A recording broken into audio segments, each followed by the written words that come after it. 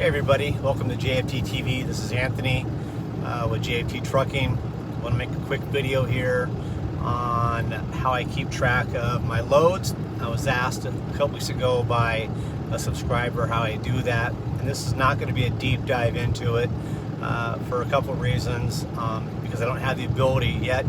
I don't know how to actually show my screen and then talk about it, so rather than kind of just taking my phone and showing it, I'm just going to talk you through it, and then I will follow up this video in a couple weeks with a much more deeper dive and kind of make it look much prettier looking with using the actual spreadsheets that I've created. But I want to go over a couple things that I do.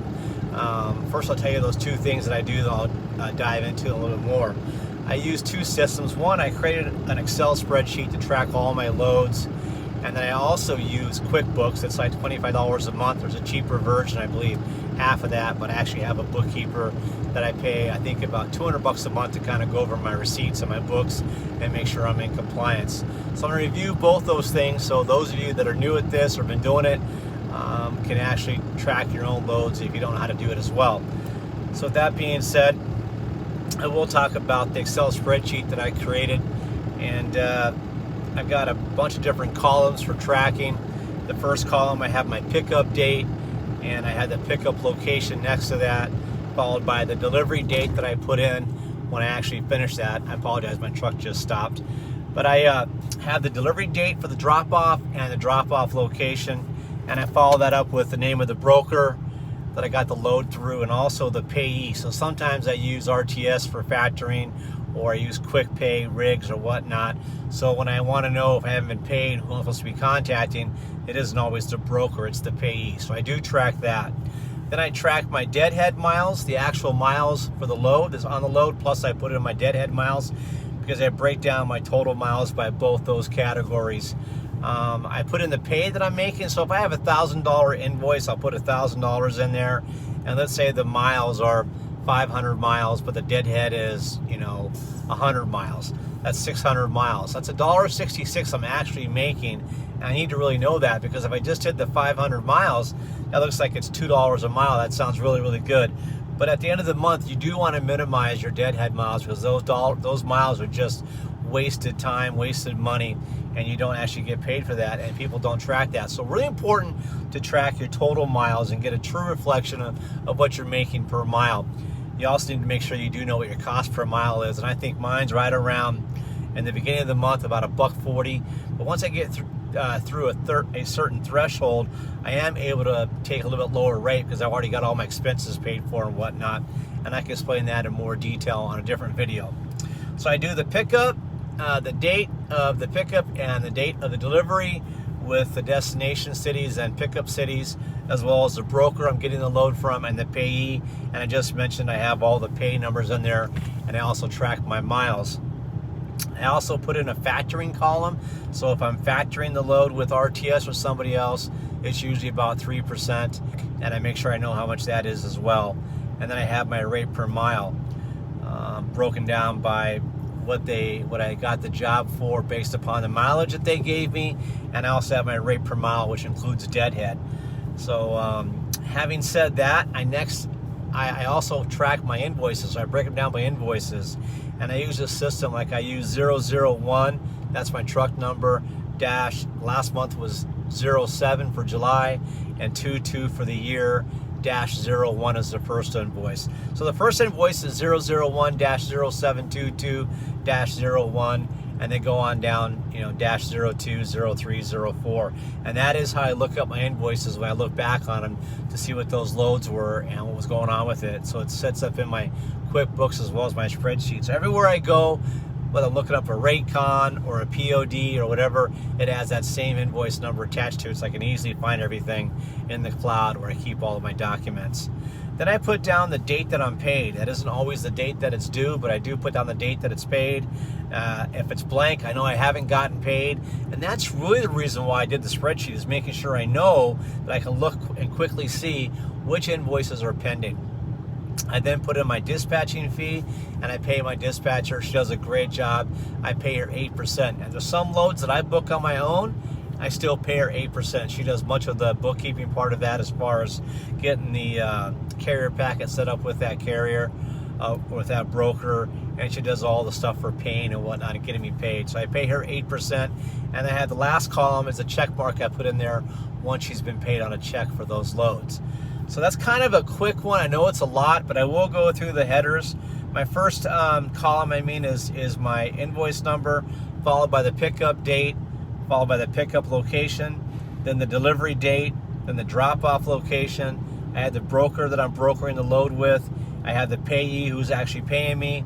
Then I put in my deadhead miles to get to that load from wherever I'm starting from, the miles that load says it's going to be, and I get a total miles. I put down the pay that I'm making for that load, and then I got a factoring fee. If I'm paying a factoring fee, I put that amount that's going to be in there, and then I get my rate per mile, and then I get my rate per mile, which includes deadhead, so 2 different rate per miles. And then I have date being paid, my dispatch fee, what that's going to be, and then a check mark placed to that once they're paid. So having said all that, and I do want to show you this at some point in the future, I have no problem showing you this. Last month, ending July, for the whole month, I did $16,160 in gross revenues, of which I paid $177 in factoring. And then I had a rate per mile that I averaged, my best month yet. I averaged $2.20 a mile. But here's a shortfall, and I am trying to get better, which I am really doing good so far in August. I had a rate per mile, including my deadhead, of $1.67. So if I did $10,000 in revenues, let's say, at $2.20 a mile, that is, costing me $2,200. But I'm actually costing me $1,600. Well, actually, I got that kind of. I apologize. I actually only made $1.67 per mile. If I went 10,000 miles last month, I would have made $22,000. But instead, I only made $16,700 because that other $5,000 was just wasted in traveling. That's kind of a ballpark how I go about doing that.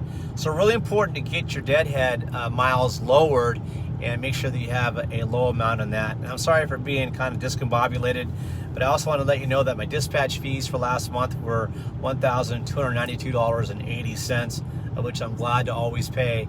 She does such a great service and helps me out, so I really appreciate that. So that was July, but I'll back up real quickly. The first month I began in April, I did $9,300 in revenues. I had $1.82 rate per mile, but $1.57 was including my deadhead. The next month, and I began, about 10 days into the month, so I lost the first week and a half. The next month in May, I did $16,500 in revenues at $1.90 rate per mile, $1.47 including the deadhead. And in June, I had $11,745. A lot of days I took off, and I actually didn't drive for 13 days. My rate per mile was $1.96. With the deadhead, $1.46. Then getting back into July that I just went over, I finished out the month with $16,160 in revenues. I had $2.20 rate per mile, got that up there really, really good. And then my deadhead rate per mile, which includes those miles, was $1.67. So that's kind of going up as well. In August so far, my rate per mile is $1.95. With my deadhead, it's $1.84. So I'm not going that many miles in between picking up these loads, and I'm saving a lot of money. And so I'm really hopeful that if I can keep this rate up of a high rate per mile, including deadhead, I will actually net a lot more profitability. And right now I'm sitting at about $4,500 in revenues as we speak. So I'm looking forward to really crushing this month and telling you how I did. So I also mentioned I use QuickBooks. So a little bit about that. I do track all of my receipts. I take pictures of all of my receipts, all the food that I consume. Because at the end of the year, it is a write-off at around, I think, $60 or $70 a day. It's much more than I actually do spend. So I want to make sure that my taxable income is lowered. But I keep track of all my receipts and all my invoices I do create in QuickBooks, and I make sure that I am tracking that. I do have the help of a bookkeeper, but that was late in coming. I really only began the company with using this Excel spreadsheet and obviously my business checking account. So I hope that's kind of helpful. I know it'd be much easier to see it up on a screen or on the video here, and I will do that. If you are interested in me doing that, let me know down below in the comments. I will follow up with a much nicer video. I'll research how to do that. I believe there's an app you can use with YouTube that allows you to do so, so I need to make sure I can figure out how to do that, and I will. Please like, subscribe, and hit the notification bell for these videos. I really do appreciate you folks that are subscribing. It helps me out, and I do like making these videos. So thank you for the request to make this one. I hope it helped you out. If you have any questions, like I said, leave it down in the comments. I answer all questions right now, as I'm not that big of a channel. Thank you very much, and hope you have a great day, folks. Bye-bye.